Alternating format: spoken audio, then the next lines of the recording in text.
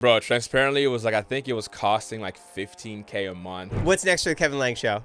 We're going to cancel it. But y'all see how tapped in I am? Yeah. You're dialed. I work on set. I do Hollywood stuff.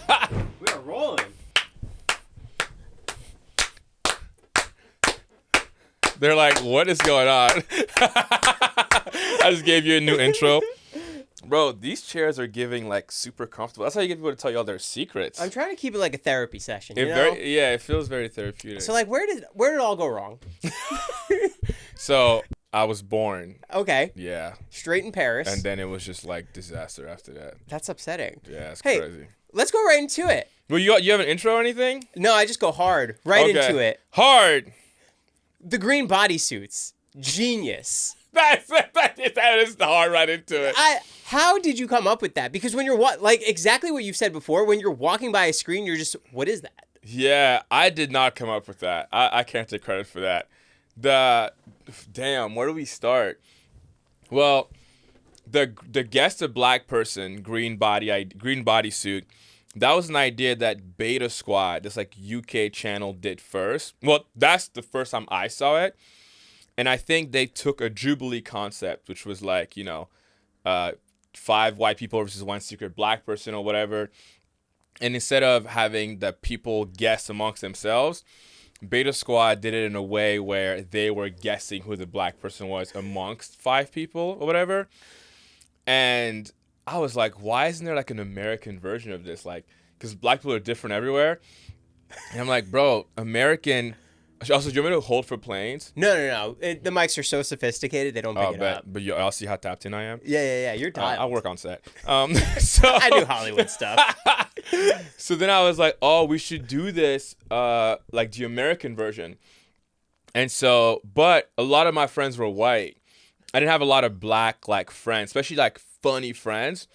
And I had one, Denny, who's like essentially like my main co-host on the show. And I'm like, yo, we need more black people for this episode.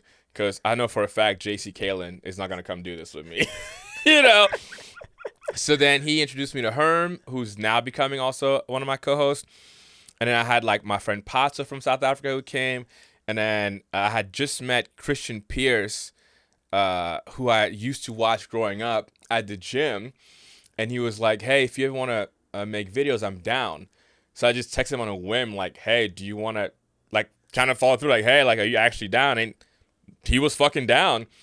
So is the chemistry just there amongst you guys, like, right away? Well, that first episode, it was definitely a lot of fun, but it wasn't about the chemistry back then. It was just, like, trying to play the game and make it interesting. And that's how it started. But I had so much fun. I was like, we should just keep guessing other stuff. Like, what else is out there? And I saw Beta Squad had done, like, I think Guess a Millionaire or something. But it wasn't their, like, bread and butter. And it wasn't a channel that was doing it, like, consistently. So that was your window to take it. Yeah, I was like, dude, this is so much fun. Like, I've wanted to make a recurring show forever. Like, I used to want to be, like, a late-night host. And I'm like, yo, I think I can take this and make it much bigger than what it is. I just got to, like, lock in and doing weekly and treat it like professionally and just put my heart and soul into it. And now we're on season 3 and Danny has done just about every episode. So has Herm. And then Aaron came about like about a year ago, mid-season 2. He loved it so much. He stayed on. So now it's the 4 of us and a special guest. And now it's become like the chemistry. Like we just have so much fun. Like, oh my God, dude. It's, people now that when they come on the show, they've seen it, the contestants, and throughout the shoot, they're just saying things like, "Oh my God, you guys are the same." Even when we're cutting in between shots, they're like, we're still roasting each other and having fun, and I think that's my favorite thing. It's just like a big hangout, you know? Real quick, this show is sponsored by BetterHelp. Mental health awareness is growing, but there's still progress to be made. 26% of Americans who participated in a recent survey say they have avoided seeking mental health support due to fear of judgment. When people hesitate to get help, it doesn't just affect them, it affects the people around them. This Mental Health Awareness Month, let's encourage everyone to take care of their well-being and break the stigma. I myself have benefited from therapy, and it's a really great form of getting through certain situations that might be difficult to handle on your own. BetterHelp has over 10 years of experience Podcast, matching people with the right therapist from their diverse network of more than 30,000 licensed therapists with a wide range of specialties. BetterHelp is fully online, making it more affordable and convenient, serving over 5 million people worldwide. Easily switch therapists at any time, no additional cost. We're all better with help. So visit betterhelp.com/lightweight to get 10% off your first month. That's BetterHelp, HELP.com/lightweight to get 10% off your first month. So if you want to support this podcast, if you want to help yourself, go check out BetterHelp. Thanks for watching. And now back to the video. How did the crew evolve from the very beginning to now? Oh my God. Was it just you at first? So it was just me and Zane, my executive producer. And I used to film in a studio in Hollywood, and it was this company called One Fluent. They were like super helpful, and they were kind of incubating the Cam Boys, the group I used to be in. And they allowed me to film in their space in exchange for me kind of helping them build the Cam Boys and give them advice and stuff. And I had so much fun working with them. And then when the studio, when we left the studio, like I think November 2023, and I wanted to keep the show going, and I was like, fuck, I didn't have like enough money to pay for everything. It was like, bro, transparently, it was like, I think it was costing like $15K a month to do like all the editing, the production on the day of, the whole thing. And that was budgeted if we shot everything in one day. Oh, wow. And the channel was making like 10 to 13K a month at the time. So for like the first 4 or 5 months of season 2, like last year, everything the channel made, I just kind of kept betting the next month. Like I would get like that 15K and just spend it. And it would force us to film everything in a day. So we'd film 4 episodes in one day. Now, we still film all 4 in a day because it's just so efficient and we're trained. But thankfully, I'm finally in the green now, so I don't have to worry about it. But I've kept the exact same crew. Like everyone that started with me, anyone that wants to stay with me, I've kept. I don't like switching people out. So anyone that's ever left has been on their own accord. I've always been like, I want to work with the same, whether it's a guy holding a boom mic or my panel, I want to just be with the same people all the time. Did you ever think it wasn't going to work? No. You knew it was. I think one, I didn't care because I was having so much fun, and I feel like, I didn't want to get too caught up in like what is working. Like for me, working was that I get to do it. If I'm making just enough money to keep doing it, it's working in my mind. And also, I was working like 80 hours a week. I was working so hard that I felt like no matter what happens, it'll be okay because I'm just such a believer in like if you work hard for long enough, things will just pan out. So I just put my head down. I still just put my head down and grind, I mean, 100 episodes of a show is insane. Yeah, I know. It's like syndication, right? Like, don't I get a check now? I think you're going to TBS next. Netflix is picking it up. You know what I mean? We're going to be live on what they have reruns. If Netflix picked it up and gave you an unlimited budget, what would you do to change the show? Would you do anything crazy?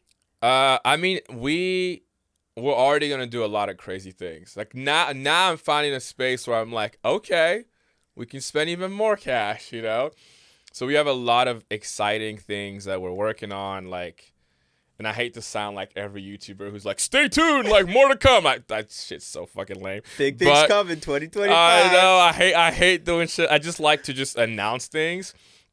But, we have the second channel now, which is like crushing it. It was supposed to be a secret, and now it's getting like 500,000 views a video. I don't know what happened. And so my goal is to, launch other channels and grow the show. Like it's starting with us in this white site guessing and doing all of this.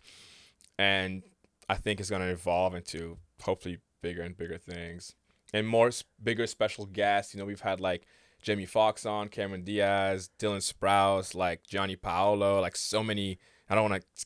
Everybody is great. I don't want to forget nobody. And now it's become, the last 28 days we did, it sounds so cocky, but we did like 564 million views across platform in the last 28 days. And I'm just starting to feel like I think celebrities are going to start coming on and promoting their stuff as the special guest. Hopefully. Is there any celebrities you want on the show? Yeah, dude, everybody, pull up. Is there anyone specifically that you'd be like, I can't believe? You know what? One thing, I can't give this idea away, but someone, I have a list, like The Rock, I think he'd be fun. Kevin Hart, I think would fit perfectly with our sense of comedy. Who's ridiculousness? Oh yeah, that's what's his name? Rob? Yes. Him. Not Rob Dyrdek. Yeah, Rob Dyrdek. Yeah. I'm not even thinking of him. I'm thinking of Nick Cannon on Wild 'N Out. Nick Cannon would be great. I think we're out to Nick Cannon right now, so we'll see. Like, I know I'm also out to Will Smith. Hopefully he comes on. That'd be insane. I know. I mean, now the numbers are there, so it's a little easier to position the show as a press stop and say, like, hey, when you're doing your press run for your movie or your show, whatever, just stop by the show. It takes an hour to film it, and it's a good time, you know. But we'll see. My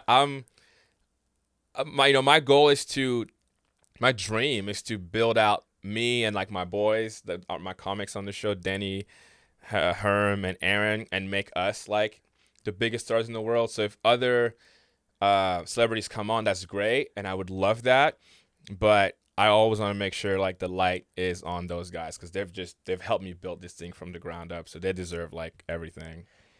Is there any concepts that you really want to film? Because Guess the Murderer is a crazy idea. I know, bro. If we've been looking for another murderer to do, we just can't find them. Bro, they're sorry. We had someone, and you know, they, like a week prior, they were just like, I don't know if I can talk about this. Like, it's thinking about it has brought up like old memories. So my casting director was like, oh my god, like no, like we don't want to make you feel bad or whatever. So it's hard because it's like I could just fake this shit, honestly, but I have too much integrity. So I'm if you know a murderer, like please send her to my house in the middle of the night. Casting at kevinlang.com, like please, you know. But some videos take so long. Like we just did a match the 5 sister wives to the husband. I've been trying to do that for like 2-3 years. Like we try to find a Mormon, and it was so difficult. And we they found Jamie, who ended up coming on, and even that was interesting dynamic. Like he was cheating on all the women, you know. So it wasn't even a real polygamous. It is, but it's not. You know what I mean? Like the women all seem so happy and excited, and as they tell the story, I was like, and I think everybody was kind of like, hey, you're feeling like what's going on, but it's hard to say anything because they seem so happy, they're excited, they wanted to be there, they were smiling, like, and so it's not my business to say anything, but that one was definitely interesting. Do you have any interactions with the cast before? The contestants? Yeah. Nah, nothing. That's what makes it so special. Yeah, I used to go like season 1 and some of season 2, like right before we filmed, like a couple minutes before. I would go into the other room, like, so we're in separate rooms. Like we come into the studio, and me and the panel are in one room, and the contestants come into this other room, so we don't even see them.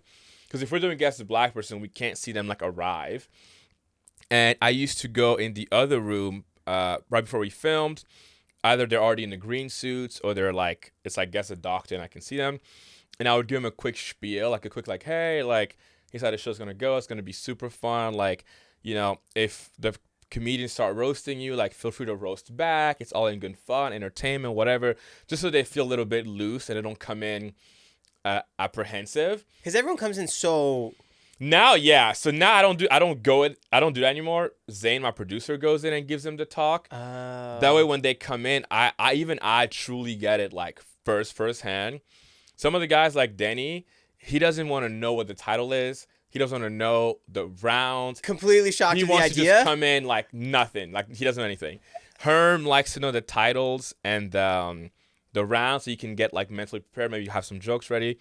But everyone's got their process. But we really like don't know. What's your process? Do you like knowing what video you're filming that day? Yeah. Well, yeah. I need to be, for me to be good at my job, I need every detail outside of the contestants.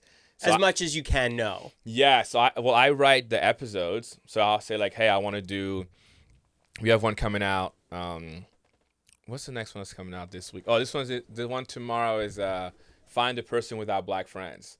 So it's like 5 white guys and one of them doesn't have any black friends. Okay. We gotta figure out it. So like those videos, I'll write the video. Me and Zane will sit down and come up with like the rounds, the activity. Like the activity one is Black Jeopardy for this one, and then he goes with our cast director and they'll cast everything. I'm far removed.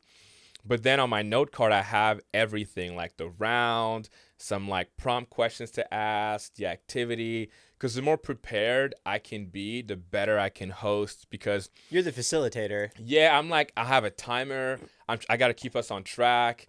I got to like, I'm like editing in my head, producing in my head. I'm trying to be entertaining and funny. So while it's all happening, you're envisioning the cuts? 100%. That's crazy. But I'm also throwing the ball to like the guys to be funny, make sure the guest feels like included.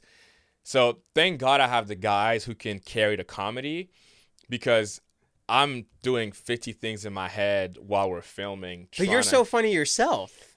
Thank you. I try to be, but it's hard to host. You know, it's definitely like I respect a lot of these hosts because you're doing a lot. You know, what's the most challenging thing about the Kevin Langue Show? Is it casting, finding the people? That I assume is very difficult. Like when I text the group chat for casting and I say, find me a bank robber, or like find me someone who's like pregnant. I'm sure it's like hard for them, but you know, I don't know. I'm not the one doing it. I think for me, it's probably, I think the pressure on shoot days. So we shoot 4 in a day. So it's like my entire budget is kind of like on that day. Like if a camera fails or we forget a prop or something, it's not like we're shooting once a week. So I have to be so prepared. But that's probably the hardest part. That, and also I think I try to push myself so much. I don't want to just put out the stuff that works over and over. I want to make sure we're always coming up with newer ideas and growing the show beyond what it is. But it's also fun. I don't want to call it hard because I have so much fun doing this. I feel like it's a blessing, you know? Are you drained by the 4th shoot? Do you feel like your creative juices By the 4th video? Yeah. Sometimes for sure. We all are sometimes. I always say we've built these comedic assassins, like 12 hours in and you're still funny. What really helps is, since it's a new special guest, sometimes the guest carries a lot of the episode. Like we've had episodes where Trevor Wallace comes on, one of my favorite guests I have on, and sometimes he'll come on the 4th video of the day and he's just like killing, and it almost gives us like a moment to like regroup and like recharge or whatever. And the contestants are also like, sometimes they come in. We just did a video for next week, which is Guess a Strange Addiction, and these 5 people have the weirdest strange addictions. Like one of them is like spinning the whole time. I guess he says he daydreams. One of them is like eating toilet paper. The other one's mimicking everything we're doing. So there's so many easy jokes to be made right there. And I think that keeps us like to sustain it throughout the day. But it's definitely like it's hard, you know? What happens once you get to season 4? What are you guys going to do? Well, can you talk about it? I'll say that it's going to be, I want it to feel bigger. It'll still be the same. Because for me, a big priority too is familiarity. Like I love that people have dubbed this as like their Saturday cartoons. You know, your branding is insane. Like how you achieve that. Yeah, it's like Saturday. I saw a TikTok yesterday, and it was a girl, and she's in her living room, and it's her whole family, and she's like, I can't remember the last time we watched a movie as a family, but every Saturday we get together to watch the show.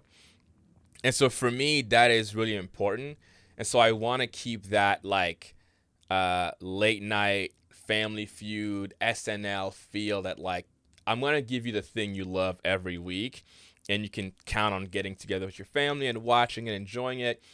But I also want to push it where it never feels too repetitive, and it always catches you off guard a little bit.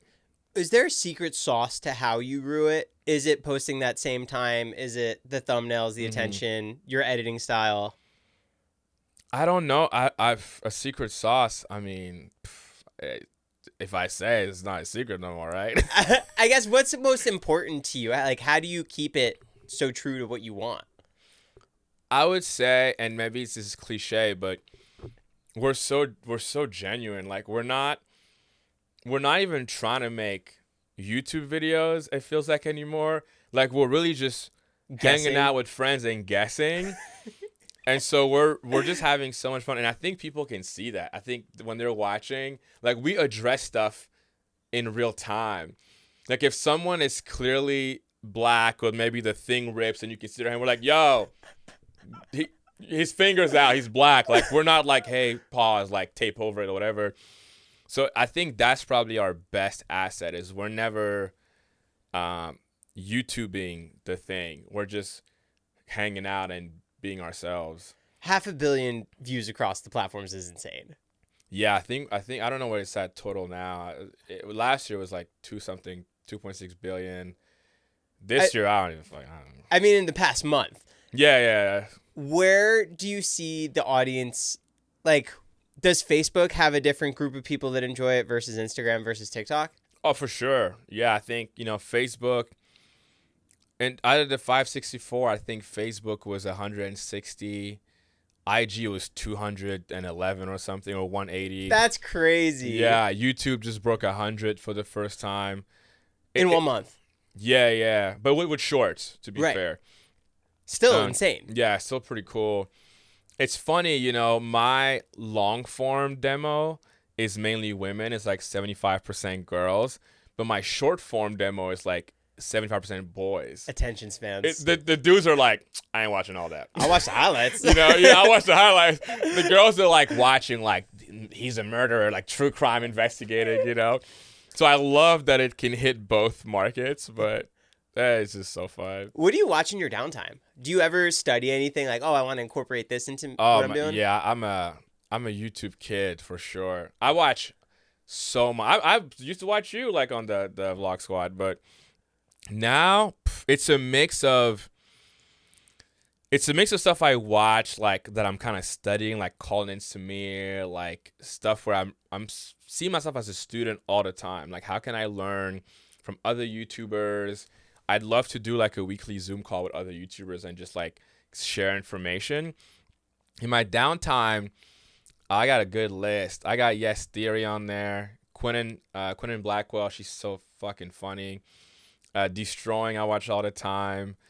Kelly Wakasa, shout out Kelly Wakasa. Colin Samir, obviously, like I said. If I go through my subscription right now, AMP, Beta Squad. Do you prefer long form yourself? Honestly, not really. My sweet spot is like 12 to 15 minutes, Like, but if it's a podcast or like educational or something, I'll watch or like I'll listen to like the hour. But sometimes I'll open up like a video and it'll be like hour 12 and it's like, oh, I gotta put you in my Gmail calendar. I gotta allocate time. I just started a scenery channel. A scenery? Yeah. Nah, you're doing too much. Let me look at my subscription feed. Who we got on here? I mean, look at this. Beautiful 4K scenery of California. And it's just that? Yeah. Bro, you're about to be a billionaire. You just have it like on all time. Look at the ad. See? Oh. He's a genius. I didn't even know the channel was monetized. We got Nico Amalana from the UK. Dylan's Pace, Destroying. UDI. You know those loyalty test videos? No. Oh, I fucking love those. You got to check those out. I like commentary like Sunny V2. Oh, I know Sunny V2. Yeah. The deep dives. I watch Jamari. He does commentary sometimes.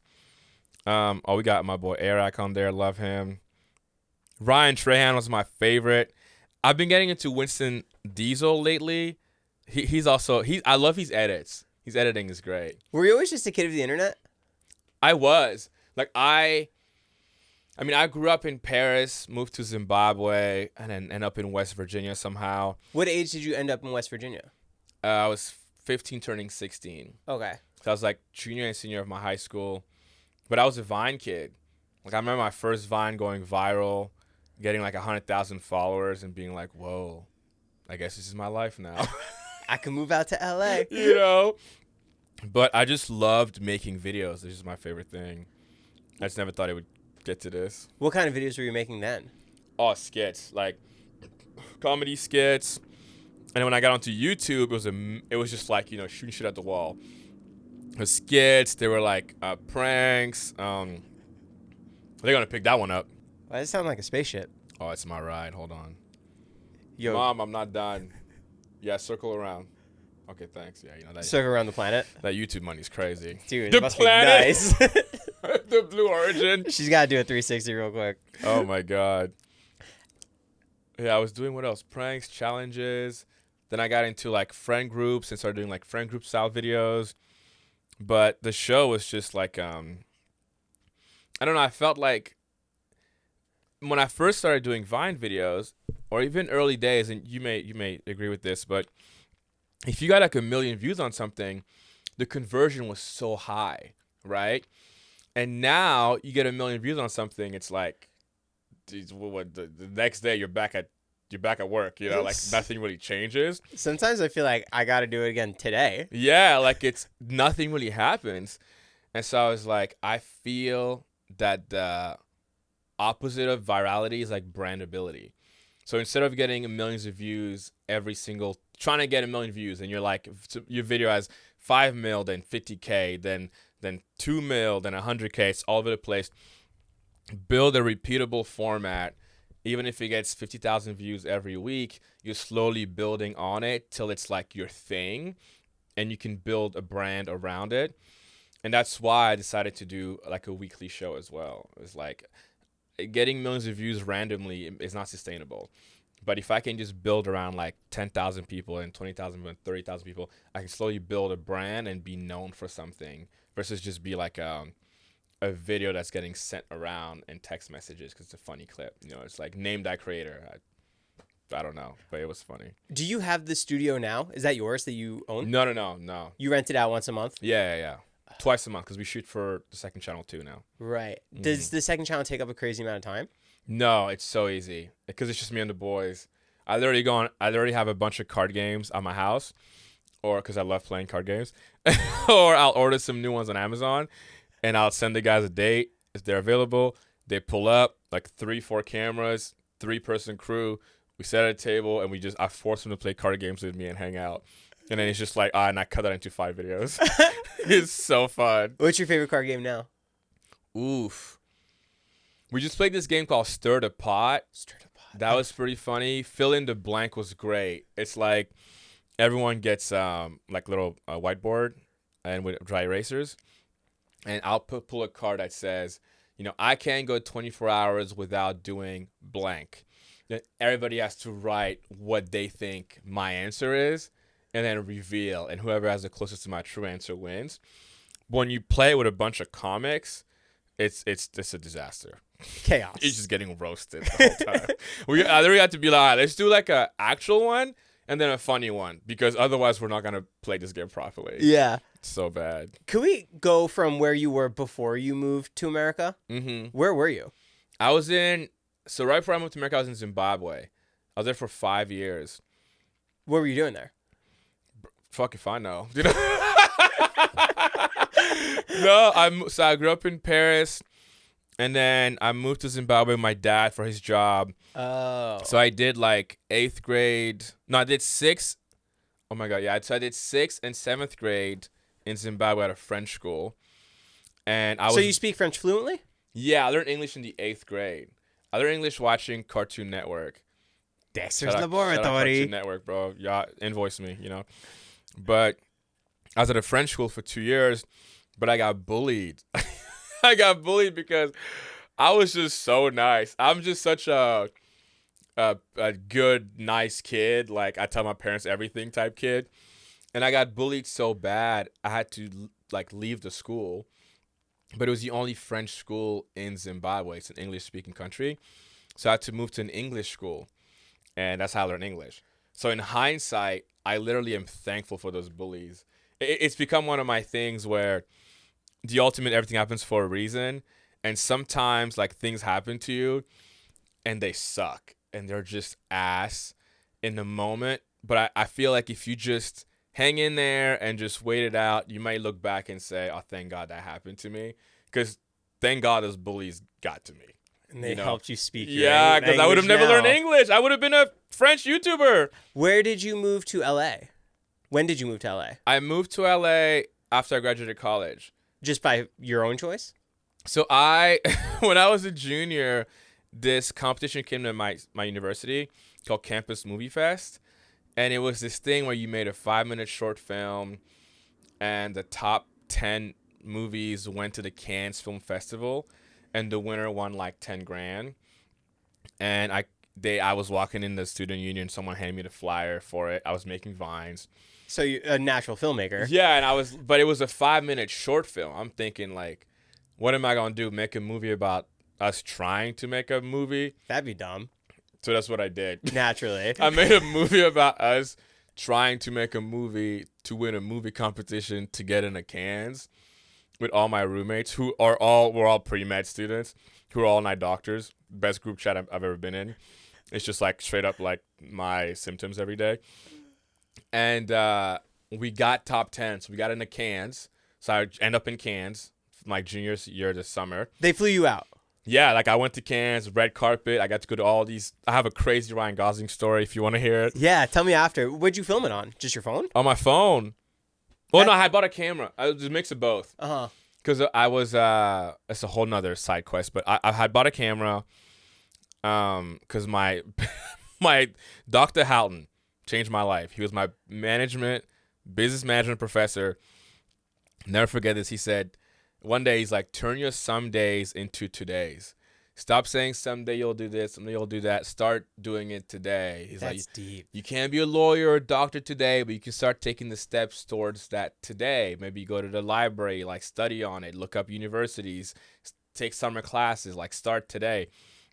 Left that class, went to Best Buy, bought my first camera to start making videos. So that's how I had the camera. And then I go to Cannes, I come back, and then my senior year, I do a competition again, but this time we won. So I took some of the 10 grand after taxes, and I moved to LA with the money. That's how I ended up moving. Did you expect yourself to win? I mean, I go into everything thinking you're going to win, hoping to win and fighting to win. But, it's West Virginia. Like, it's not no hate on West Virginia, but there's not a lot of competition at my college of people who want to make movies. But I was definitely proud of the short film I made. It was me and then these two other girls. We worked on it together. And I had been making comedy for so long, and this was like more of a drama. So it's kind of a cool change of pace. What'd you edit it in? iMovie Studio or something. What a cool story. Bro, it was crazy. So once you moved out to LA, how'd you link up with everybody? So I moved out to LA. My first job, I was English. I was, I don't know if you remember Daniel Sunjata. He's an actor. He was on Grey's Anatomy. I was his assistant on a show called Notorious on ABC. It was canceled after like a few episodes, like maybe like 15 episodes.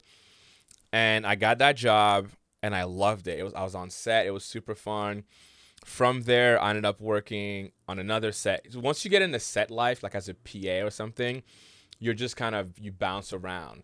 Like the show is coming to an end. Another PA was like, hey, I'm working on this other movie called BRIT with Netflix and Will Smith and Joel Edgerton.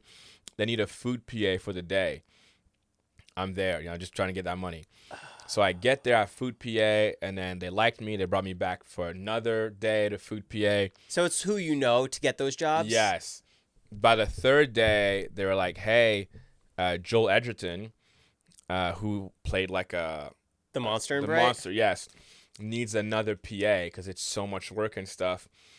We need someone to like help him. And I was serving food to the ADs, assistant directors, while they were having a conversation. And one of them was like, what about Kevin? We love Kevin. And I was like, oh, and they're like, yeah, would you do it? And Notorious had just gotten canceled. Sure, I'll do it. I go into like 4 or 5 months, and it's like me, Joel Edgerton, Will Smith, and then Will Smith's PA hanging out pretty much every day for 10 hours on set for like 4 or 5 months, which was such an amazing experience. Learned all doing so BRIT. much. All doing BRIT, the movie, mainly night shoots. From there, I get a good connection with Netflix. I end up working as a writer's PA on 13 Reasons Why season 2 when the BRIT wraps.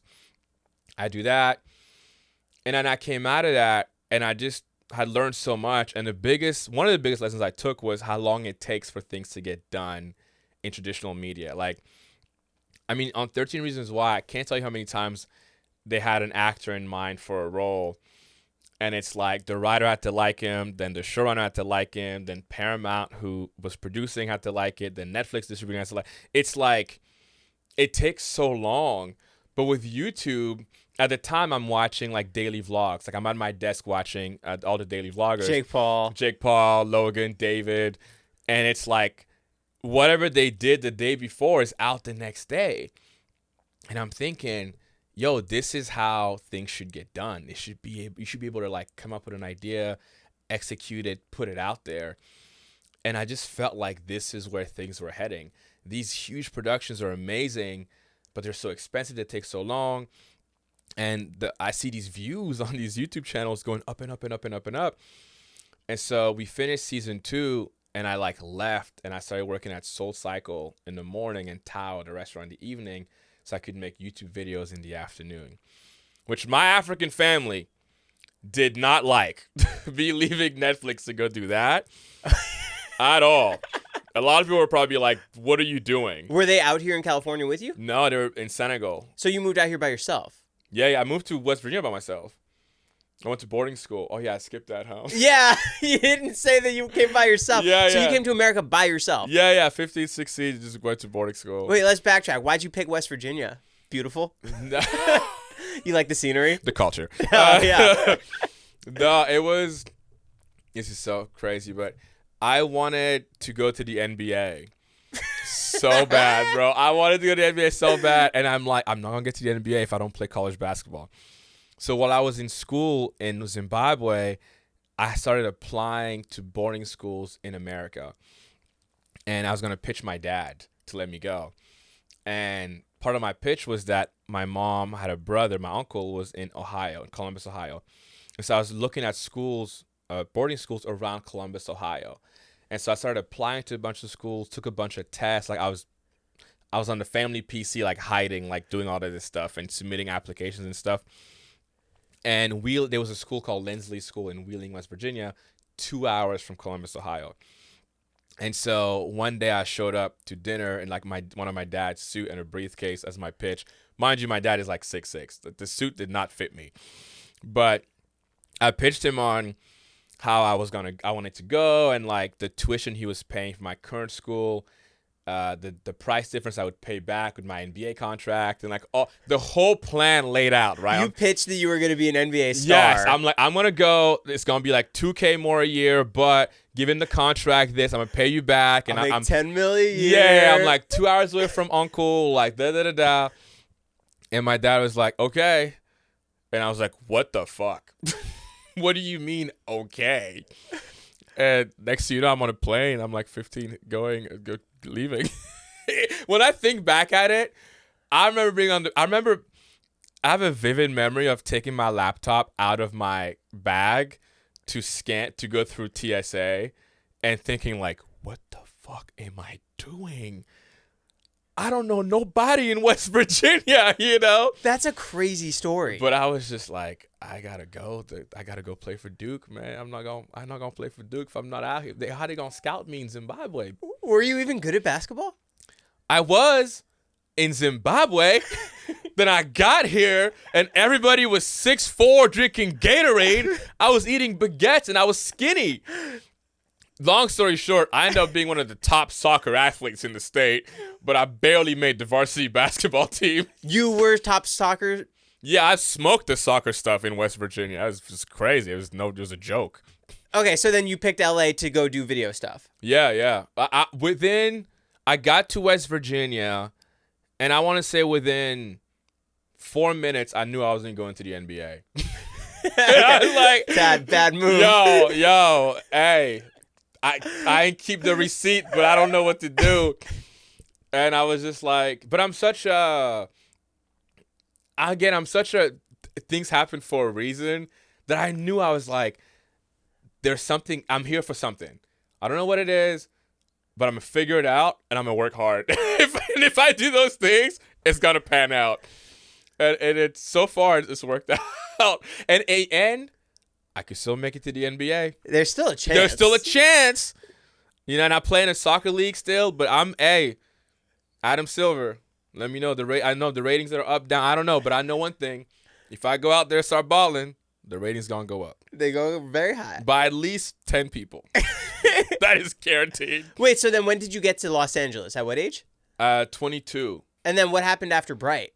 So I go to 13 Reasons Why. Then I go to the restaurant and SoulCycle. I make YouTube videos. I get promoted as a waiter at Tao, so I leave SoulCycle. And because you were a host at first? I was a busser at first. Oh. And I wanted to become a waiter. And I don't know how much time you got. This story could be long, but I mean, this is crazy to where you are now. That you started all the way out from Zimbabwe. I know. This is fucking stupid. But, and you convinced your dad you were going to be an NBA player? Bro, my tell-all going to be wild. So I moved to West Virginia. Also, when you move to America, you think I'm moving to America where, like, I can make my dreams come true. And then when I got here, I was like, oh, shit, bro, this is West Virginia. And then I learned slowly, like, how diverse America is. Like, West Virginia, Texas, California, North Dakota, Florida, they're like different countries. But when you're foreign, I didn't know that. I just thought, I'm moving to America, and I'm going to make my dreams come true. You know, and then when I got in there, I was like, oh, shit, a lot of racist fun, people out here. What was the most shocking thing going from Zimbabwe to West Virginia, not knowing anybody? This story is... I'm going to give you permission to laugh before I say it. Okay. To all of you at home, too. When we would play teams down south for soccer, they would yell the N-word at me sometimes, and I thought they were cheering me on. Because I was just so unaware. And I remember my head coach pulling me aside one day, because I was a threat in soccer. I became, like, known in the state. You're varsity. I'm playing varsity. I'm like one of the top midfielders. So it was always, if we can get to Kevin, we can disrupt the game. And my coach pulled me aside one day. We're in, like, I don't know, maybe Charlestown or something. I butchered that name. And he's like, don't worry, kid. One day all these hicks will be pumping your gas. And I'm like, don't talk about my fans like that. Yo, relax. Don't be jealous. These are my people. Don't be jealous, you know? So that was, looking back, I'm happy I'm old enough now to look back and be like, oh, I was innocent. I didn't know. And I'm happy I didn't know in a sense, you know, ignorance is bliss. But that was definitely like, I don't know if I want to be here for too long. But I have a lot of love for West Virginia because it was my entry point to this country. And I look back at that place as more for the people I met. Like, the people in Wheeling made me feel so welcoming. But as a state, you know, I don't know, maybe not for me. Did you pick West Virginia for any reason? It was 3 schools that were close to my uncle. So there was a school in Wheeling that was 2 hours. There was a school in Westerville, Ohio, that was like 3 hours away from him, and another school. And I got into Lindsley. So it was the one school I got into. The other schools, they needed like paperwork, and like they needed like my parents' like salaries and stuff like that, and I couldn't provide it without telling my parents, and I wanted to do my presentation. So shout out Lindsley. I haven't been back since I left, but they always want me to come back and like talk to the kids, and I'm like, what am I gonna tell those kids? You can leave here too. You know, like I love this. I mean, I shouldn't say that. I don't know what the school is like now, but I'm happy for everything that I did over there. You know. Did you ever end up in any productions while being a PA? In the actual thing? No. I think I was a background actor in one of the Notorious episodes or something. But no. What was working with Will Smith like? I mean, back then it was awesome. I think it's funny because he kind of gave me the confidence to pursue entertainment, because he was so loud and always telling stories and talking, and it reminded me of myself so much. And so it kind of gave me this feeling of, oh, I can do this. I'm kind of like this guy, you know, and he made it this far. I think I got a shot at this. You know, I got to keep pushing.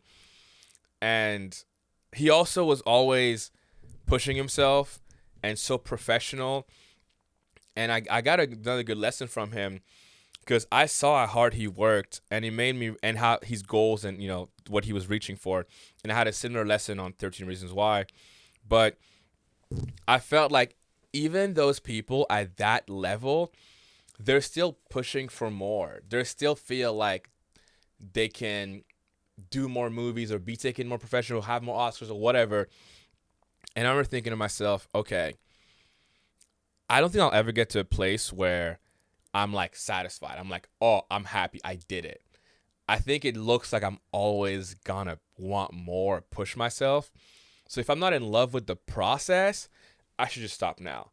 Because I can't be results driven. Because if these motherfuckers are still not happy, I thought y'all were chilling. You're happy you made it. But he's still pushing to get like an Oscar or something. And I made a decision right there. I'm like, okay, do I love doing this? And when I switched to YouTube, I had that thought of like, do I want 1 million subs, or do I just love chasing 1 million subscribers? And when I hit 1 million subscribers, I didn't feel fulfilled. I felt great. I was happy. But the next day, it kind of felt like, now what, you know? Like, what's next? I put so much of my heart and soul into this, and I was like, okay, it's the process. I love the process. So I got 10 mil. Let's go. And then I got, you know, hyped again, and I realized, okay, great. I love the process. I genuinely love putting my head down and grinding and figuring things out. So I think I find my happiness in that. You're a journeyman, and you like to build. I do. I love to build. It's so fun. It's like, you know, and getting to build is the win.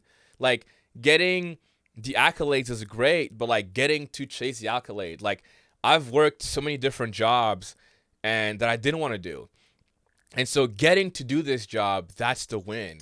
Everything else is a bonus. But if I can wake up every day and continue at least chasing it and having the finances and the freedom and the mental ability to continue to do this, that's the win for me, you know? I want that Lindsley education. You're so stupid. You know what you want. You know what you're doing. Bro, it's just listening to people, you know? You went around the world and figured it out. It's just 3 different continents. You know, also when you grow up around all these different people, like from Paris to Zimbabwe to West Virginia, it's like everyone is so different, thinks differently, has different beliefs, religious background. Like, my normal is meeting different people. And so I understand that, like, how I view the world is not, it's just how I view the world. But everybody views it differently. And so learning from other people is like it's like the most fun shit ever. It's like, wait, you think that? Right. How the fuck did you get to that conclusion, you know? This might be controversial. Is Paris food good?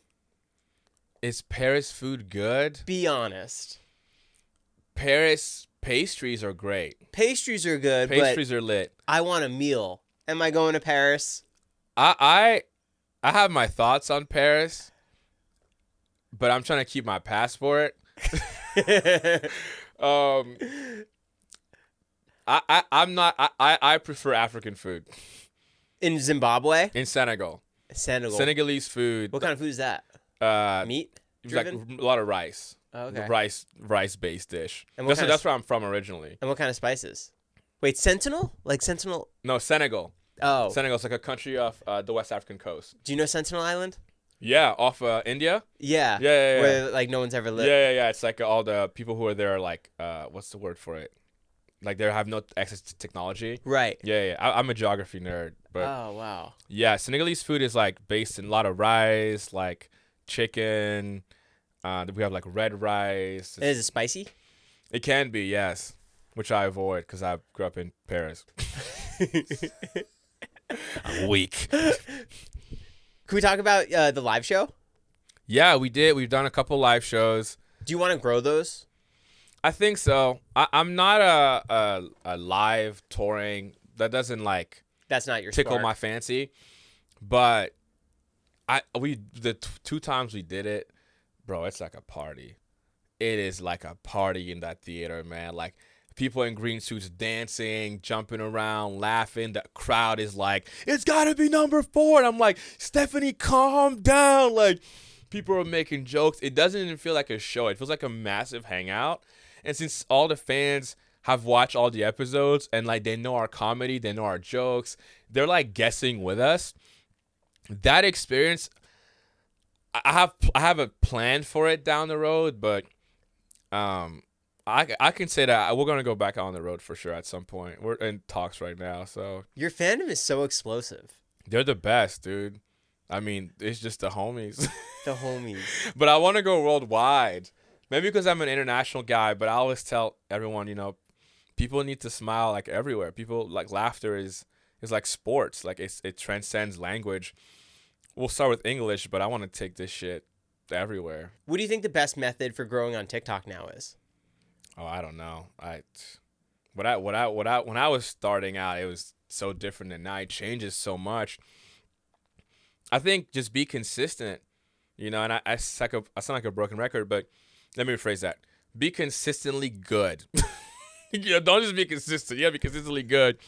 But I would say be careful of just trying to get views because you don't want to be, again, in people's group chats. You're just a TikTok sent in people's group chat.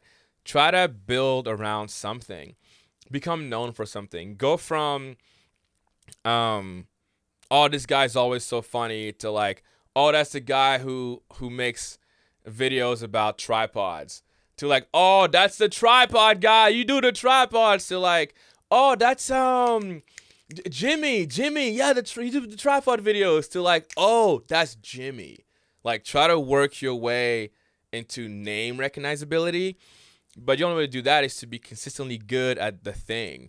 If you just chase views and trends, you'll just be a trend, So, but this is not financial advice. Please consult your own financial advisor before you do anything. Do you do Bitcoin?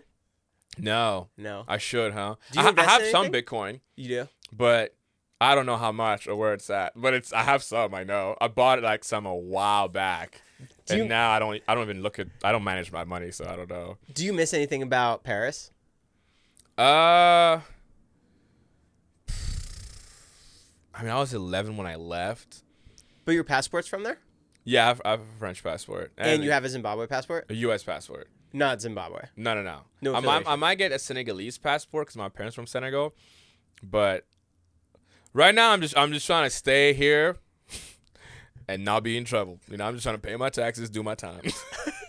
I don't want no smoke.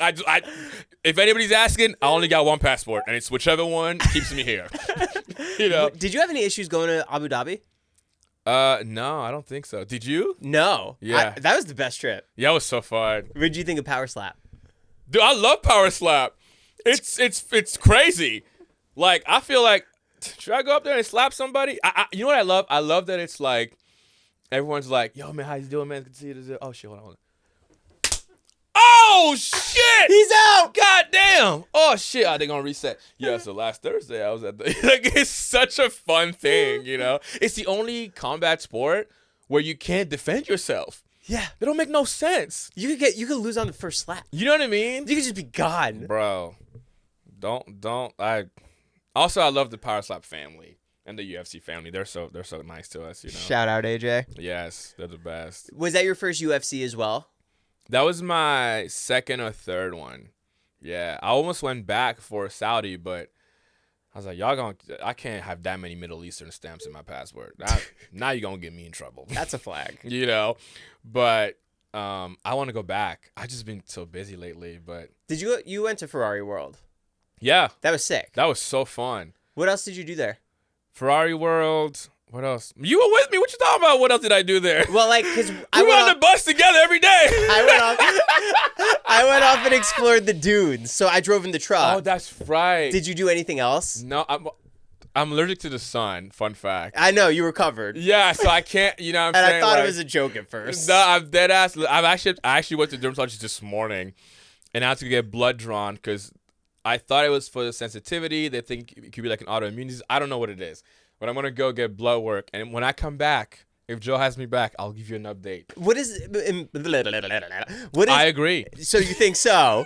What does allergic to the sun mean? Do you break out in hives? Yeah, I break out in hives in my arms and my face. Like my face just I look like I'm 90 years old. And then it goes away after a day? If I get in, the worst it's been is I was in the sun for like 15 minutes once, which was the longest. I cooked myself for like 5 hours. Bro, and it was like I ran the shade, just put ice on my face. It swells down, but I've never pushed it, so I don't know. So what do you do in the summer? You're always just covered? Yeah. Every time my car's blacked out. When I go on I have a hideaway I go to with my fiance. You'll never find me. And there's a beach at this hideaway. Glendale. Can you imagine? I just see you on the 101. Bro, I have and we're at the beach, and I have 2 umbrellas, a lot of sunblock. I have a fisherman shirt. They're like these UV shirts I have, and I'm fully covered, and I just read a book. It's the best day ever. It's the one time I can be in the sun. I assume she's not allergic. No, she's just normal. Were you always funny as a kid? I was definitely class clown. I remember as a kid, I don't know if you guys had this in America, but we had these booklets as kids, and your teacher would write notes in them for your parents to sign. And from 1st to 5th grade at my school, you ran through one booklet your whole primary school, elementary school is called here. I ran through 2 booklets a year because it was always Kevin was in the back of the class talking and distracting students. And I was like, bitch, then be entertaining, because you at the front up there teaching about God knows what, and no one's listening. And I got another question. Why are teachers only teaching one subject, but we supposed to learn all the subject as students? Huh? Somebody, have we not talked about this yet? Why we? You know what I'm saying? When you're in high school or college, we're learning 15 subjects, but teachers only supposed to learn one. Hey, I agree. I haven't used trig once yet. You know what I'm saying? I'm just asking the right questions here. What's going on? You gotta get to the bottom of it, because it's not fair. Was American schooling confusing for you? I'll tell you what was confusing. In international schools, the last 2 years, you do this thing called IB, International Baccalaureate. What does that mean? It's this big test, this massive test that kind of it's like our SAT. And you have to learn around the world? No. It's just it takes 2 years to study for it. The last 2 years of your high school, you prepare for this massive test, and that score helps you get into colleges the same way the SAT does. And I got to America my junior year, so I escaped doing that. But I assumed they would be a senior year exam or some big thing. But no. Your senior year is study hall. Y'all don't do shit your senior year. You just fucking sit around and have games all day. Yeah, we just watch movies. It was awesome. It was sick. I was like, this is the way to live. We need this everywhere. So is that test important for you guys? Yeah, it's the most important test ever. Oh, wow. Yeah, my brother had to take it. My sister had to take it. I was eating ice cream in the study hall. What do you think the difference in society is from America versus Europe? Well, again, Europe, I was young. Where was Zimbabwe? Zimbabwe from 11 to 15. So what do you think the difference in society is from Zimbabwe to America? That's also tough, because I can't sit here and lie. I was at a private school, gated community. I'm just...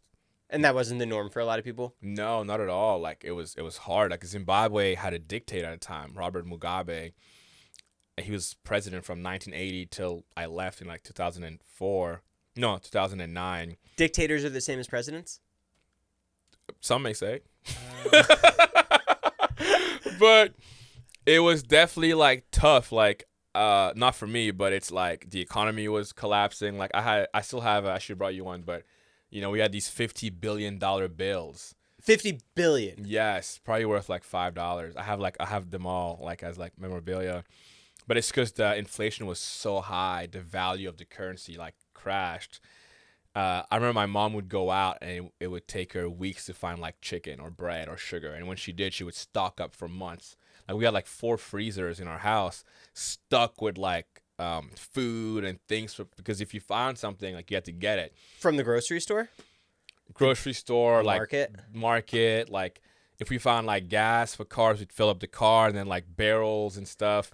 What do you mean find it? You're driving by and this one place actually has it? No, it'd be like a call, like, hey, because my dad also worked for essentially the UN, so they had a couple like UN stores and things like that, or like, hey, we have a shipment of gas for all the UN workers, like come by and pick up like a few barrels. And is it crazy expensive? I assume, I wouldn't know. I wasn't, black families, we don't talk about stuff like that. But it was unfair. I didn't feel, it wasn't until after I left and I look back as an adult, I understand how sheltered I was. I was so sheltered from the reality of the country I lived in. But the reality is that it was probably very difficult for a lot of people there. And I'm thankful that I didn't have to feel it, but at least I recognize it, So that's probably a big part in why your dad was so okay with you going to West Virginia. Dad, amongst like other reasons, he wanted to quit his job, go back to Senegal, retire.